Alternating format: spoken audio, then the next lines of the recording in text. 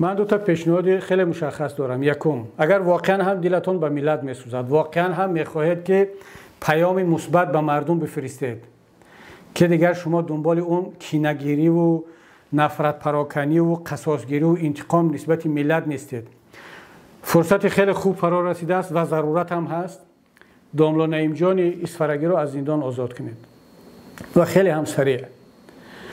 او یگان اولش که جنایت نکرده است، هیچ جنایتی نکرده است و این تهمتایی که بالاش آوردید اینا همه دروغ هستند، خودتون هم میدونید. دیومش که اون یک رهبری معنوی مردم اسفر بود و هنوز هم هست. سومش این است که دهها و صدها شاگردان داملا نعیم جان در اون طرف مرز در قرقیزستان یا مفتی هستند یا امام خطیب هستند و داملا نعیم جان در بادکن درس داده است، شاگردها دارد و شاگرداش می آمدن در اسفره در پیش او درس می خوندن. اگر واقعا شما میخواهید با مردم قرقیز همسایگی داشته باشید که رو حتما میخواهید، مردم قرقیز هم میخواهد، ما باید این رابطه های مردمی رو قوی تر کنیم. شما بهترین های ملت تاجیک رو وقتی که زندان میکنید، در صورتی که در اون طرف رسانه های قرقیز آزاد است، امام خطیبا آزاد است، داملا ها آزادند، مردم دیندار آزاد است، شما با کی میخواهید مبارزه برید؟ هر چه زودتر داملا نعیم جان را آزاد کنید، برگردونید که در پهلو و در نزد مردم اسفره در این شب و روزها باشد. بعدا خواهید دید که داملا نعیم جان چه کارهایی را میتواند انجام دهد. دوم توصیه من درباره عزت امان است. من زیاد در این باره صحبت نمیکنم چون خودتان امکانیت های عزت امان را و دلسوزی عزت امان را نسبت قضیه واروخ و اسفره دیده بودید.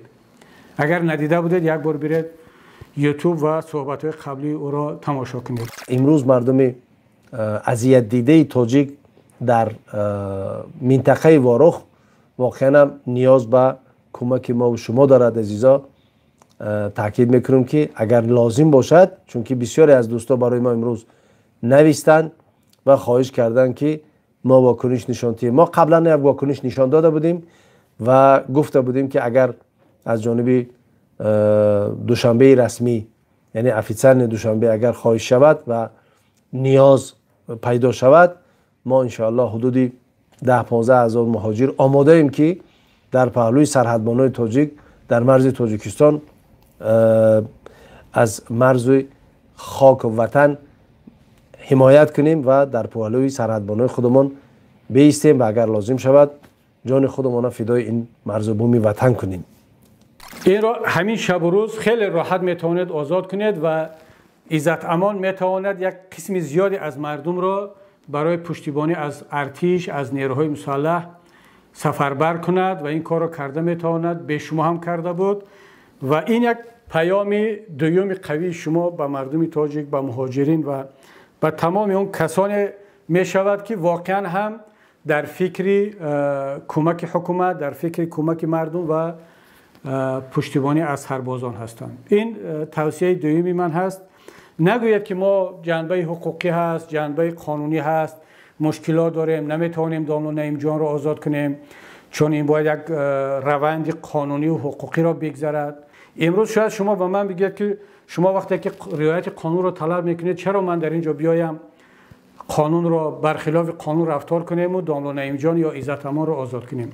این افسانه ها را دیگر به ملت تاجیک نگید. چرا؟ برای آنکه شما اینها را غیر قانونی زندانی کردید. وقتی که شما اینها را امروز یا فردا اجازت میدید که برایند جواب میدید، شما قانون را برقرار کرده ایستادید. هر روزی که آنها در زندان بیشتر میشینند، همون قدر به قانون شکنی شما اضافه می شود.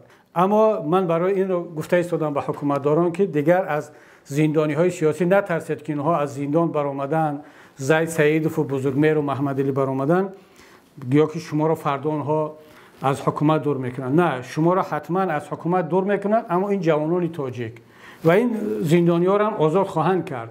اما شما این کار را به دست خود کنید، حداقل یک ثواب هم میگیرید و یک خال سیاسی هم میگیرید و حداقل شاید که در پرونده تون یک سبکی هم در آینده به وجود بیاد.